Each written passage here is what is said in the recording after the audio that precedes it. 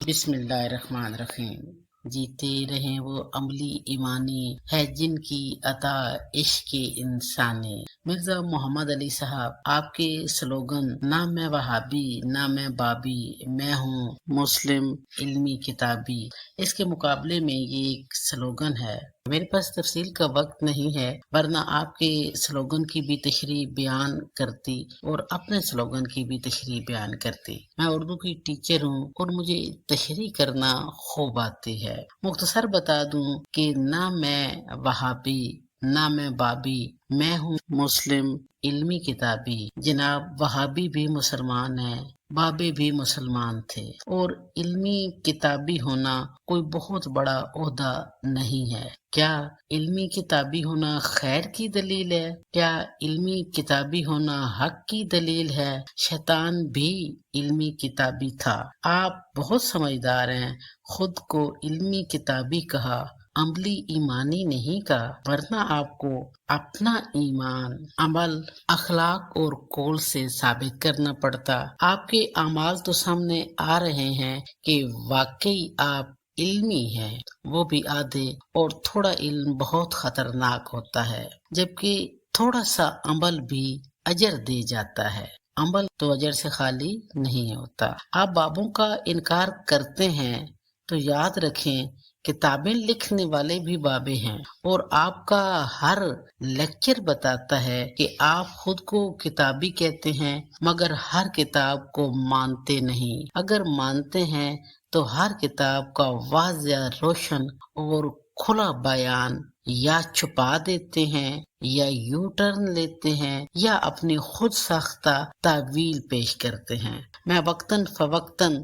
سب پر بات کروں گی انشاءاللہ۔ تو علمی کتابی صاحب، میرے 3 سوالات ہیں، اور تا قیامت بلکہ بعد قیامت تک وقت ہے، وہاں بھی آپ سے میں جواب پوچھ لوں گی۔ ان کا جواب دیں، مجھے بھی فائدہ ہوگا۔ جو بات مجھے پتہ نہیں ہے مجھے بھی پتہ چل جائے گی، اور میرے وسیلے سے باقی لوگوں کو بھی پتہ چل جائے گی۔ میں نے بچپن سے اب تک بڑے بڑے علماء کو سنا اور پڑھا ہے، کوئی ایک نام لینا دوسرے کے ساتھ ناانصافی اور زیادتی ہے۔ ہر فرقہ کے عالم کو سنا ہے۔ میں اصل عالم کی بات کر رہی ہوں، مولویوں کی بات نہیں کر رہی، نہ متعصب اور کٹر لوگوں کی بات کر رہی ہوں۔ میں آپ کو بھی سنتی رہی ہوں، اچھی بات پر تعریف بھی کی ہے، مگر افسوس آپ سے جو امیدیں وابستہ تھیں ان پر پانی پھر گیا ہے۔ آپ غرور کرتے ہیں کہ میرے فالورز اتنے ہیں۔ یہ میرا پہلا پوائنٹ ہے۔ موجودہ دور میں علم والے بندے سے ایسی حماقت کی توقع نہیں تھی کہ وہ موجودہ دور میں یہی کہے کہ میرے سبسکرائبر اتنے ملین ہیں۔ سوشل میڈیا پر ریکارڈ دیکھ لیں، ایسی ایسی لغو ویڈیوز، تصاویر، کلپس، لطیفوں پر بے شمار فالورز ہیں۔ اللہ کی پناہ، مجھے قرآن و حدیث سے اکثریت پر دلیل دیں کہ اکثریت بھی کوئی بڑائی ہے، اکثریت حق ہے، اکثریت خیر کی دلیل ہے۔ اللہ خالق ہے، مالک ہے، قادر ہے، خیر کا بھی خالق ہے، شیطان کا بھی خالق ہے۔ کیا خیر پر زیادہ لوگ ہیں یا شر پر؟ 1,24,000 انبیاء کی زندگیوں کا جائزہ لیں۔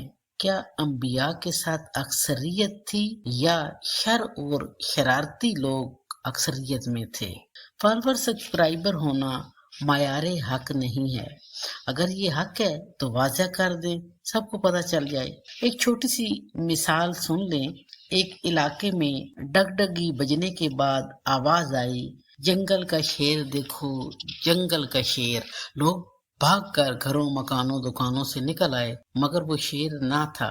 ڈگڈگی بجانے والے نے ایک بچے کو چہرے پر رنگ و روغن مل کر خال نما لباس پہنا رکھا تھا۔ لوگ جھوٹ پر مارنے کو نہ دوڑے بلکہ انجوائے کرتے رہے۔ دوسرے دن اس نے پھر یہی آواز لگائی۔ اب چاہیے تو یہ تھا کہ لوگ دیکھنے نہ آتے، وہ جان چکے تھے کہ بچہ شیر کے گیٹ اپ میں ہے، اور ڈگڈگی بجانے والا یہ کہتا ہے کہ جنگل کا شیر دیکھو، جنگل کا شیر۔ بچہ اچھل کود کر لوگوں کو خوش کرتا ہے۔ وہ روز اسی طرح آواز لگاتا اور روز بروز لوگ بڑھتے گئے۔ اس مثال سے یہ بتانا مقصود ہے کہ لوگوں کی تعداد تو کھیل تماشے جھوٹ اور برائی کی محفل میں بھی زیادہ سے زیادہ ہوتی چلی جاتی ہے، اور اس کا سب سے بڑا ثبوت سوشل میڈیا پر موجود لغویات، مخرب الاخلاق کلپس، ویڈیوز اور تصاویر ہیں۔ آپ کے پاس بہتر جواب ہے تو آپ دے دیں۔ آپ کا دوسرا دعویٰ ہے کہ فرقوں کی دکان بند۔ میں کہوں گی بند فرقوں کی دکان یا بڑی فتنوں کی اٹھان۔ آپ بتائیں کیا یہ حدیث ٹھیک ہے؟ میری امت 73 فرقوں میں بٹ جائے گی۔ پہلے تو آپ بتائیں کہ حدیث ٹھیک ہے۔ اگر ٹھیک ہے آپ حدیث سے ٹکرا گئے۔ نبی پاک نے کہا میری امت، تو نبی پاک کی امت کون ہے؟ مسلمان۔ تو پھر وہابی بھی مسلمان ہوئے، پھر بابی بھی مسلمان ہوئے، اور جب حدیث میں 73 فرقوں کی بات ہے تو پھر آپ نے یہ دعویٰ کیسے کر دیا کہ وہ 73 فرقے میں نے آ کر ختم کر دیے؟ تو دو باتیں سامنے آئیں کہ سب مسلمان ہیں، خواہ وہابی ہوں، خواہ بابے ہوں، خواہ کوئی بھی فرقہ ہو، آپ اکیلے مسلمان نہیں ہیں، اور فرقوں کی دکان بند کرنا مشکل ہی نہیں، ناممکن ہے۔ نبی پاک کے بعد سے فرقے شروع ہو گئے تھے، اور اگر آپ نے فرقے بند کر دی ہیں تو ثبوت دیں کہ کون کون سا فرقہ آپ نے بند کر دیا ہے۔ اگرچہ موضوع بہت تفصیلی ہے اور تشریح طلب ہے، فرقوں کے آگے بھی فرقے ہیں، مگر بہت جامع بہت مختصر بات کروں گی۔ سب فرقوں کو 3 لفظوں میں بیان کر دیتے ہیں: امامت کے قائل، خلافت کے قائل اور ملوکیت کے قائل۔ آپ بات کرتے ہیں کہ میں فرقہ واریت کا شکار نہیں، میں فرقے بند کرنے والا ہوں۔ آپ بتا دیں آپ امامت کے قائل ہیں، خلافت کے قائل ہیں یا ملوکیت کے قائل ہیں؟ فوری طور پہ فرقہ آ جائے گا۔ تو یہ ممکن نہیں ہے کہ کوئی کہے کہ میرا کسی فرقے سے تعلق ہی نہیں ہے، یہ ناممکن ہے۔ اختلافات ہیں اور تا قیامت اختلافات رہیں گے۔ پڑھے لکھے لوگوں کا مشن یہ ہونا چاہیے کہ اختلاف ہو مگر نفرت نہ ہو۔ ہم نے انسان ختم نہیں کرنے، ہم نے نفرتیں ختم کرنی ہیں۔ ایک بہت خوبصورت سا شعر یاد آ گیا کہ گلہ رنگ رنگ سے ہے زینت چمن، گلہ رنگ رنگ سے ہے زینت چمن، اے ذوق اس جہاں کو اے زیب اختلاف سے۔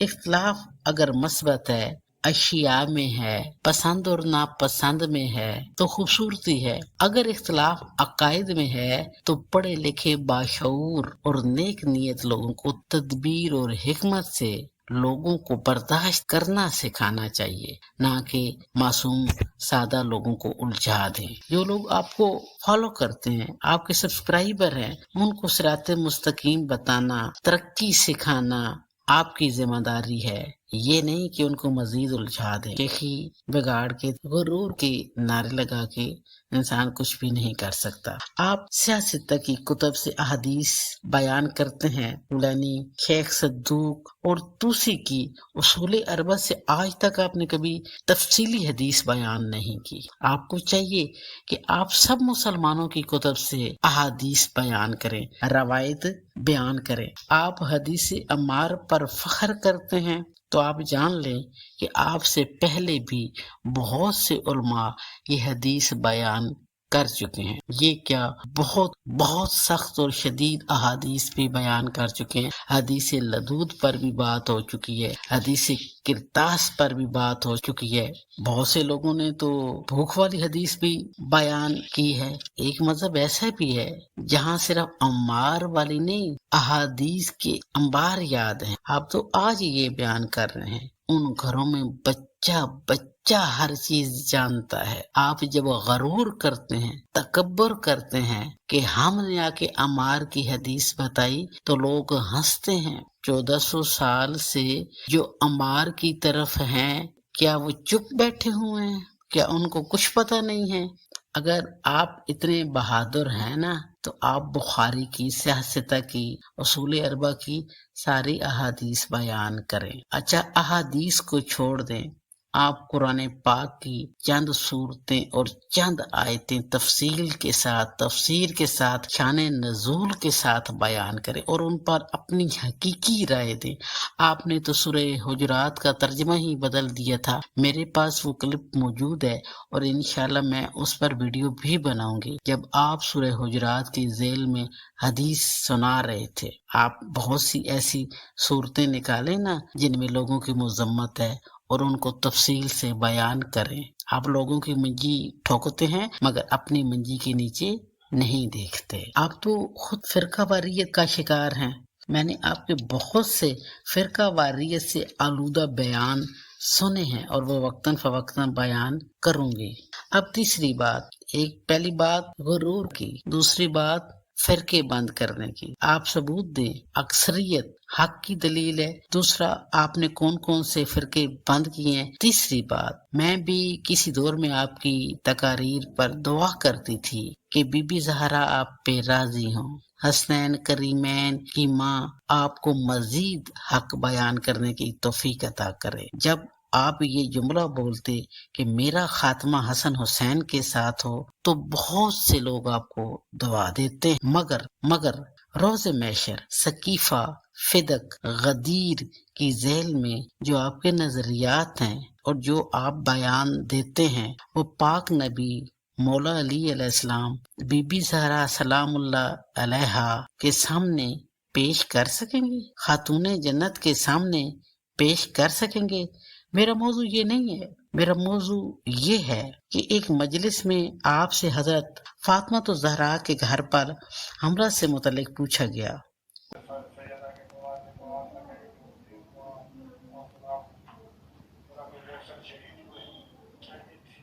نہیں، ہم تو اسے صحیح تھے، ہم ان شیعہ علماء کے ساتھ ہیں جو ان روایتوں کو کمزور سمجھتے ہیں، ہم اسے صحیح تھے۔ ہم اس پہ پھر جواب دیں گے کہ اگر یہ سب کچھ ہوا تھا، مولا علی کبھی کمپرومائز کرتا، بہت بڑے لیول کا بات ہے، حضور جنت کے ساتھ ہوگا، بہت بڑا ایشو، قتل والا معاملہ نا۔ بلکہ کئی باہر پوچھا گیا، آپ نے تاریخی حقیقت پر اپنی رائے اور اپنے قیاس کو ترجیح دی۔ آپ نے بی بی کے گھر پر حملہ سے متعلق رائے دیتے ہوئے جو جملہ کہا وہ آپ کی رائے ہے کہ قتل کا معاملہ تھا، مولا علی چپ کیسے رہتے؟ آپ نے مولا علی سے متعلق ایک دو موقعوں پر کہا تھا علی شیر خدا ہیں، پھر شیر خدا تو نہ ہوئے۔ یہ بی بی کلثوم کے نکاح والے کلپ کی بات ہے۔ اس روایت کو میں سرے سے مانتی ہی نہیں، مگر آپ نے یہ جملہ کہا تھا پھر علی شیر خدا تو نہ ہوئے۔ آپ اس بیان کو سامنے رکھیں کہ مولا علی کے گھر پر حملہ ہوا اور مولا علی چپ رہے۔ میں کربلا کی مثال نہیں دوں گی کہ کربلا میں بھی دو علی موجود تھے، بنو ہاشم تھے، قاطع خیبر کا خون تھا، ان میں حضرت حمزہ کا خون تھا، محمد مصطفیٰ کا خون تھا، خیام کو آگ لگا دی گئی، چادریں لوٹ لی گئیں، لیکن امام خاموش رہے، کیوں کہ یہ حکم خدا تھا۔ میں سے ہٹ کر ایک یا دو واقعات بیان کروں گی، اس کا جواب دیں، میرے علم میں بھی اضافہ ہو اور باقی بھی استفادہ حاصل کریں۔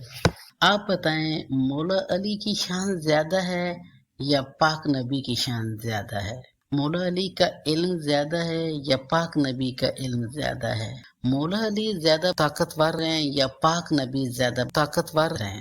میرے رسول مولا علی کے استاد ہیں، مولا علی کے آقا ہیں، مولا علی کے مولا ہیں۔ میرے رسول انگلی کے اشارے سے چاند کے دو ٹکڑے کر سکتے ہیں، مٹی اٹھا کر پھینک دیں کفار اندھے ہو جائیں، مسلمانوں کو چھڑی دیں تو تلوار بن جائے، خشک کنویں کی طرف اشارہ کریں تو پانی اوپر آ جائے، اور بھی بہت کچھ۔ ویڈیو لمبی ہو جائے گی، بس اتنا بتا دیں، حضرت ابو طالب اور حضرت خدیجہ کی وفات کے بعد میرے رسول پریشان ہو گئے اور کفار کے مظالم بھی حد سے زیادہ بڑھ گئے۔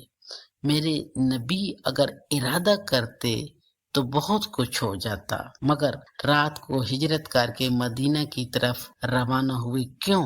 کیا میرے رسول طاقتور نہ تھے؟ کیا؟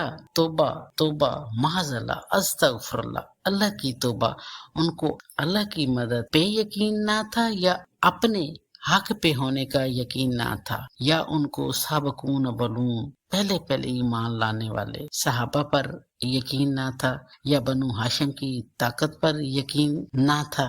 آپ نے ضرور جواب دینا ہے۔ حضرت سمیہ، میری بیٹیاں قربان ہوں حضرت سمیہ کے نام پر، ان کی اولاد پر، حضرت عمار یاسر پر۔ وہی حدیث عمار جو حدیث عمار بیان کرتے ہیں، آپ اب شہادت حضرت سمیہ بھی بیان کیجیے گا۔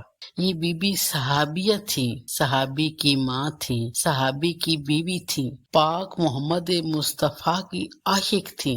مکہ بنو ہاشم جیسے جرحی لوگوں سے بھرا ہوا ہے، سابقون اولون موجود ہیں، سب سے بڑھ کر پاک نبی خود موجود ہیں، حضرت حمزہ جیسے جری موجود ہیں۔ بی بی سمیہ کے ساتھ کیا کچھ نہ ہوا۔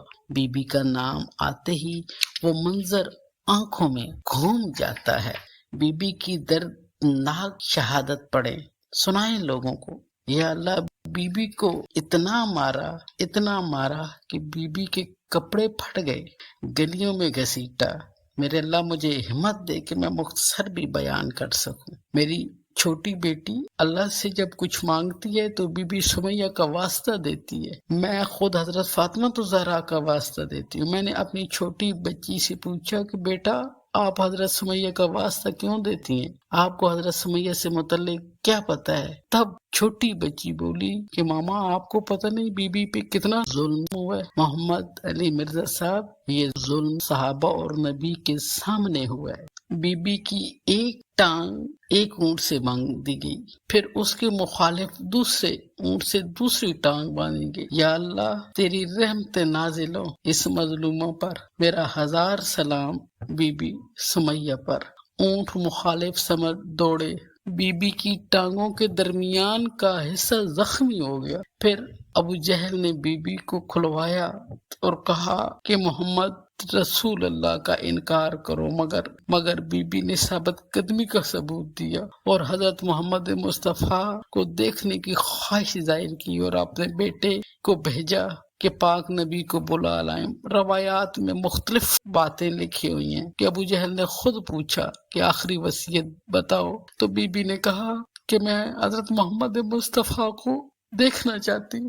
بعض روایات میں ہے کہ صحابہ نبی پاک کو بلا لائے۔ بہرحال نبی پاک آئے، خواہ حضرت سمیہ کے بیٹے بلا کے لائے، خواہ ابو جہل نے پیغام بھجوایا، خواہ کوئی صحابی بلا کے لایا، خواہ کوئی عرب کا باشندہ بلا کے لایا، اور پاک نبی نے حضرت سمیہ سے کہا کہ صبر کرو، جنت تمہارا انتظار کر رہی ہے۔ اور پاک رسول اور صحابہ کے سامنے ابو جہل نے اپنا نیزہ بی بی کی شرمگاہ میں پیوست کر دیا۔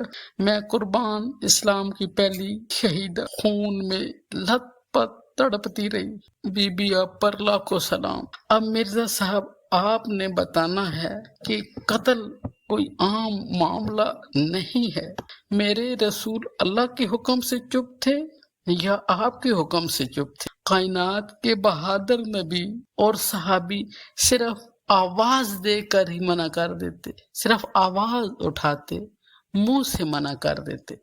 دوسرا واقعہ صلح حدیبیہ، تفصیل میں نہیں جاؤں گی، صرف اشارہ، اور عقل مند کے لیے اشارہ کافی ہوتا ہے۔ صلح حدیبیہ آپ کے مشورے اور ارادے سے ہوئی یا اللہ کے حکم سے ہوئی؟ پاک نبی کے ساتھ 1400 جانثار ہیں، اللہ کی مدد ہے، نبی پاک کی اپنی ایمانی طاقت ہے، جان دینے والے لوگ اسلحہ اور تلواریں لیے ساتھ ہیں، دنیاوی اسباب ہیں، افرادی طاقت بھی ہے، عشق ایمانی بھی ہے، اللہ حامی و مددگار بھی ہے۔ مرزا صاحب میرے رسول نے صلح کیوں کی؟ یہ بات میرے رسول کو پتہ تھی، بہت سو کو تو اس وقت بھی سمجھ نہ آئی کہ صلح کیوں کی۔ بعد میں قرآن نے اس کو فتح مبین کہا۔ ضروری نہیں فتح تلوار اٹھا کر ہی کی جائے، مار کر کی جائے یا مر کر کی جائے، بعض اوقات خاموشی بہت بڑی فتح ہوتی ہے۔ آپ نے صلح حدیبیہ کی شرائط اگر پڑھی ہیں تو سب کی سب شرائط مسلمانوں کے خلاف تھی، سوائے ایک شرط کے کہ 10 سال تک دونوں فریقین کے مابین جنگ نہیں ہوگی۔ یہ صلح، یہ امن، یہ 10 سالہ مدت، اس میں حکمت ہے، وہ آپ کو بھی پتہ ہے۔ جب صلح کی شرائط لکھی جا رہی تھی تو سہیل بن अमर के बेटे हजरत अबू जिंदल भाग कर आए। आप पढ़ें तारीख और रो रो कर नबी पाक से क्या कह रहे थे, सहाबा से क्या कह रहे थे। नबी पाक सल्लल्लाहु अलैहि वसल्लम ने कहा कि अल्लाह बेहतर करेगा। आपने एक शख्स की कुर्बानी दे दी मगर मुआहिदा ना टूटने दिया, क्योंकि आप जानते थे कि इस वक्त मुआहिदा जरूरी है, जंग जरूरी नहीं है। बाद में इसी फतह को अल्लाह ताला ने फतह मुबीन करार दिया। तो जो बात मेरे रसूल को पता थी वो किसी और को पता ना थी, और जो बात मेरे अली को पता थी वो भी मिर्जा जेलमी को पता ना थी। मेरे ख्याल में इल्मी किताबी होने का दावा करने वाले को समझ तो आ गई होगी कि मर्दानगी चढ़ दौड़ना नहीं है, बाज़ औक़ात बर्दाश्त भी मर्दानगी है। अल्लाह के हुक्म के ताबे रहना, नबी के हुक्म के मुताबिक खामोशी भी मर्दानगी है। क्या 50 साला नबी के पास ताकत ना थी कि मक्का में अबू सुफियान का मुकाबला करते? क्या अल्लाह की मदद ना थी? क्या शुरू में ईमान लाने वाले सहाबा की कुव्वत, ताकत और नुसरत का यकीन ना था? मेरे नबी ने मक्का में हथियार ना उठाया, ये अल्लाह का हुक्म नहीं था। अब आप बता सकते हैं कि नबी की राह में कांटे बिछाने वालों, पत्थर मारने वालों से नबी को इश्क था, या ओद में हजरत हमजा का सीना चाक करने वालों से इश्क था, मुसलमानों के नाक कान काटने वालों से इश्क था? मेरे नबी की जो हालत हजरत हमजा की लाश को देख कर हुई, अगर हम सा होता तो क्या करता? सिर्फ चचा नहीं थे, दोस्त नहीं थे, रजाई भाई भी थे, हम राज भी थे, शुरू के मुसलमान भी थे, साबिकून अव्वलून थे, इस्लामी लश्कर के सिपह सालार थे, आशिक रसूल थे। क्या नबी कमजोर थे? क्या नबी के पास ताकत नहीं थी? पाक नबी पत्थरों को हुक्म दे सकते थे कि पत्थर उन पर बरस पड़े। आसमान से जुल्फकार आ सकती है तो उन पर अजाब भी आ सकता था, मगर मेरे रसूल ने बर्दाश्त किया। ये 2-3 वाकयात हैं। इस्लामी तारीख ऐसे वाकयात से भरी पड़ी है। क्या आप नहीं जानते कि मौला अली के मुकाबले में आने वाले वो लोग थे जिन्होंने डायरेक्ट रसूल पाक से, हजरत अली से मुतालिक अहादीस सुनी थी, पाक नबी का अमल देखा था, पाक नबी की हजरत अली से मोहब्बत उनसे छुपी हुई नहीं थी? क्या वो लोग नहीं जानते थे कि ये पंचतन हैं, ये साहिबे ततहीर हैं, ये मुबाला वाले हैं, ये नफ्से रसूल हैं? सब देखा, सब सुना, फिर भी हजरत अली के मुकाबले पे आए कि नहीं आए? अगर हजरत अली अलैहिस्सलाम तलवार उठा लेते तो करबला से पहले मदीना में करबला होती। हुदैबिया के मकाम पर नबी पाक और सहाबा ने अहराम तोड़ दिए। हजरत अली ने मदीना में खामोशी अख्तियार कर ली। हजरत इमाम हसन ने बहुत कुछ बर्दाश्त कर लिया। हजरत इमाम हुसैन खामोशी से मदीना से निकल आए। हजरत इमाम हुसैन अलैहिस्सलाम ने मक्का में अहराम तोड़ दिए। उन्होंने बताया कि फतुहात सिर्फ जंगों से नहीं होती हैं, फतुहात तबलीग दीन, अखलाक, किरदार और अतात खुदा से होती हैं। इस्लाम अल्लाह की अतात, नबी की अतात और अखलाक से फैला है, तलवार से नहीं फैला। गैर मुस्लिम कहते हैं कि इस्लाम तलवार के जोर से फैला। इस्लाम तलवार के जोर से नहीं फैला, हुकूमतें तलवार के जोर से फैली हैं। और कौन सी हुकूमतें फैली हैं वो आप भी जानते हैं। आप हजरत सुमैया के मामले में नबी पाक और सहाबा की खामोशी की वजह बयान करें। जब आप ये वजह बयान करेंगे तो हजरत अली अलैहिस्सलाम की खामोशी भी समझ में आ जाएगी। दम दमादम है ये मुनादी, दाइम है नस्ले अबू तुराबी, दाइम है नस्ले अबू तुराबी, कर कर सजदे उमर गवादी, कर कर सजदे उमर गमादी, था शैतान भी इल्मी फसादी, कर कर सजदे उमर गमादी, था शैतान भी इल्मी फसादी, इफ़्फ़त ने हक की बात बता दी, इफ़्फ़त ने हक की बात बता दी, पहचान लो दीन के सच्चे हादी, पहचान लो दीन के सच्चे हादी, पहचान लो दीन के सच्चे हादी। अल्लाहुम्मा सल्ली अला मुहम्मदिन व आले मुहम्मद।